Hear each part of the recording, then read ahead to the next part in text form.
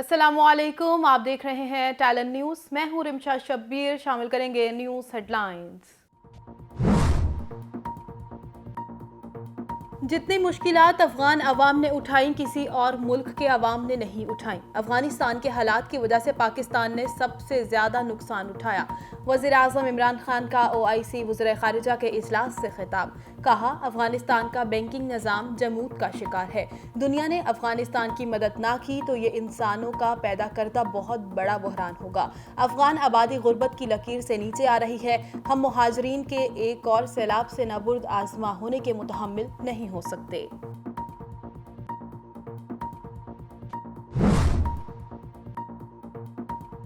سعودی عرب کی طرف سے افغانستان کے لیے 1 ارب ریال کی امداد کا اعلان۔ سعودی وزیر خارجہ پرنس فیصل بن فرحان ال سعود کا OIC اجلاس سے خطاب کے دوران امداد کا اعلان۔ افغانستان میں کشیدہ صورتحال کے خطے اور دنیا پر اثرات مرتب ہو سکتے ہیں۔ افغانستان کے مدد کے منتظر ہیں۔ دنیا افغانستان میں امن کی خواہاں ہے۔ سعودی وزیر خارجہ کا کہنا تھا، افغانستان کے معاملے کو انسانی بنیادوں پر دیکھنا ہوگا۔ اجلاس میں 20 ممالک کے وزرائے خارجہ، 10 نائب وزرائے خارجہ سمیت 70 وفود کی شرکت۔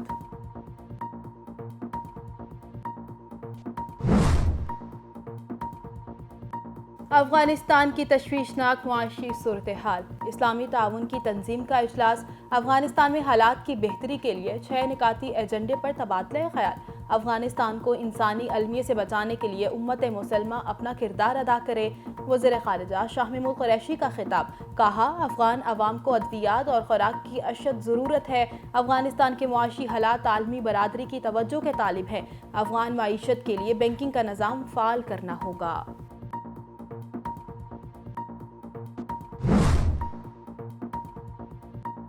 افغانستان میں امن خطے کے لیے ضروری ہے۔ سیکریٹری جنرل OIC ابراہیم حسین طہا کا خطاب۔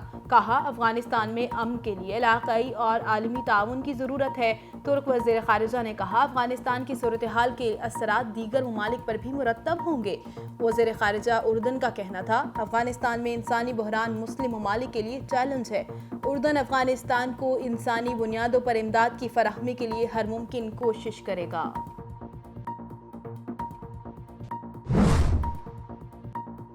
خیبر پختونخوا کا بلدیاتی الیکشن خونی الیکشن بن گیا۔ کرک کی تحصیل تخت نصرتی میں پولنگ سٹیشن میں فائرنگ، 2 افراد جاں بحق، 3 زخمی۔ پولنگ کے دوران 2 گروہوں میں تلخ کلامی کے بعد فائرنگ۔ پاکستان تحریک انصاف کے MNA شاہد خٹک کا چچا زاد بھائی اور گن مین ہلاک۔ واقعے کے بعد پولنگ روک دی گئی۔ ملزمان فرار ہونے میں کامیاب۔ جمرود ملہ گوری میں جنرل کونسلر کے 2 امیدواروں میں اور حامیوں میں لڑائی۔ پولیس نے ہجوم کو منتشر کرنے کے لیے ہوائی فائرنگ کر دی۔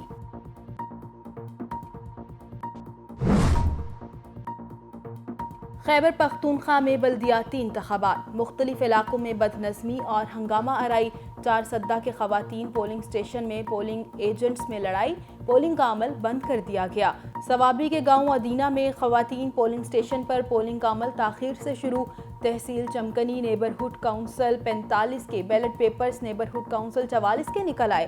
میونسپل انٹر کالج شاہی باغ میں اسٹیمپ نکارہ ہونے پر پولنگ روکنا پڑی۔ ابراہیم آباد کے خواتین پولنگ سٹیشنز میں مردوں کے داخل ہونے پر جھگڑا۔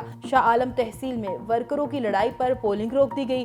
خیبر میں بد نظمی کی شکایات پر ہنگامہ، بیلٹ باکس توڑ دیا گیا۔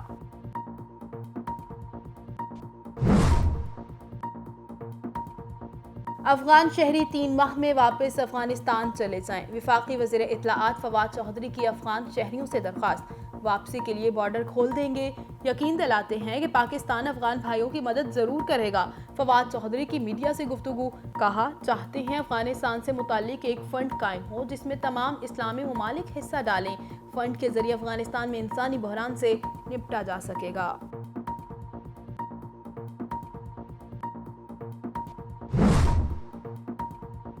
لیگی رہنما مریم اورنگزیب کا وزیراعظم پر کرپشن مافیا کی سرپرستی کا الزام۔ آٹا چینی میں کرپشن کے باعث وزیراعظم کی لاہور میں واقع رہائش گاہ کی تزئین و آرائش کی گئی۔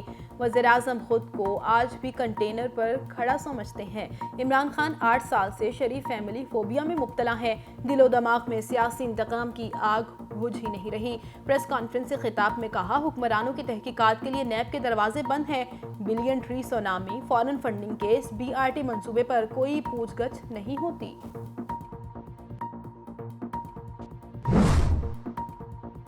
پنجاب میں جنوری سے نیا پاکستان صحت کارڈ فلاحی منصوبے کا آغاز۔ 31 مارچ تک ہر خاندان کے پاس صحت کارڈ ہوگا۔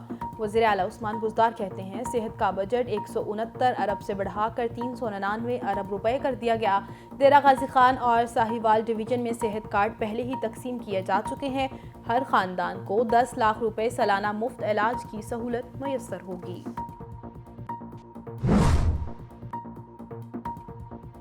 کراچی کے علاقے شیر شاہ پراچا چوک پر دھماکے میں مرنے والوں کی تعداد 17 ہو گئی۔ ریسکیو اہلکاروں نے مزید 2 لاشیں ملبے سے نکال لی۔ دھماکے کی تحقیقات کے لیے خصوصی ٹیم تشکیل دے دی گئی۔ سربراہی SP انویسٹیگیشن کریں گے۔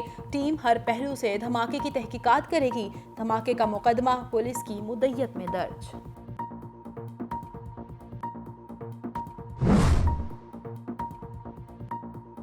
کوئٹہ کے شاہراہ اقبال پر ہونے والے بم دھماکے کا مقدمہ درج۔ CTD تھانے میں نامعلوم افراد کے خلاف FIR درج۔ مقدمے میں قتل، اقدام قتل، ایکسپلوزو ایکٹ اور انسداد دہشت گردی کی دفعات شامل۔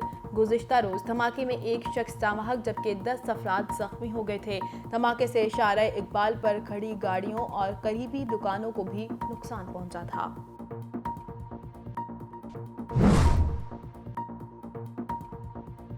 بجلی کی قیمتوں میں 4 روپے 33 پیسے فی یونٹ اضافے کا امکان۔ سینٹرل پاور پرچیزنگ ایجنسی نے بجلی کی قیمتوں میں اضافے کے لیے نیپرا میں درخواست دائر کر دی۔ نیپرا کی منظوری کی صورت میں صارفین پر 40 ارب روپے سے زائد کا بوجھ پڑے گا۔ CPPA درخواست پر نیپرا 29 دسمبر کو سماعت کرے گا۔ قیمتوں میں اضافے کی درخواست ماہانہ فیول ایڈجسٹمنٹ کی مد میں کی گئی۔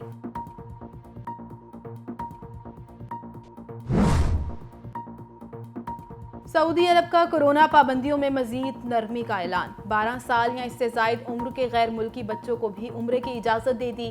مسجد الحرام اور مسجد نبوی میں سماجی فاصلے کی شرط ختم۔ عبادت گزاروں کی تعداد میں بھی اضافہ۔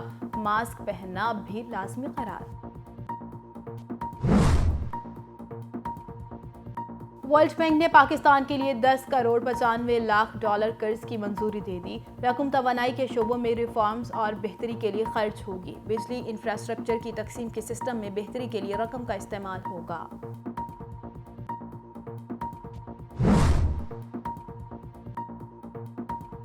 ملک کے بالائی اور میدانی علاقے شدید سردی کی لپیٹ میں۔ کراچی میں سائبیرین ہواؤں نے موسم مزید سرد کر دیا۔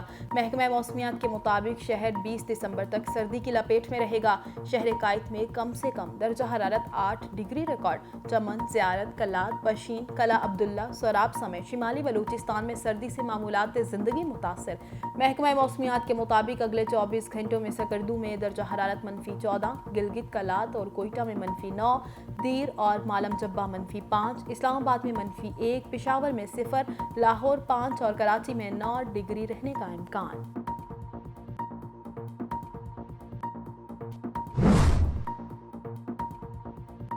کورونا کی اننگز جاری، مزید 2 افراد انتقال کر گئے۔ 259 نئے کیسز رپورٹ۔ گزشتہ 24 گھنٹوں کے دوران 42,640 ٹیسٹ کیے گئے۔ مثبت کیسز کی شرح 0.60% ریکارڈ۔ مختلف ہسپتالوں میں زیر علاج 656 مریضوں کی حالت تشویشناک۔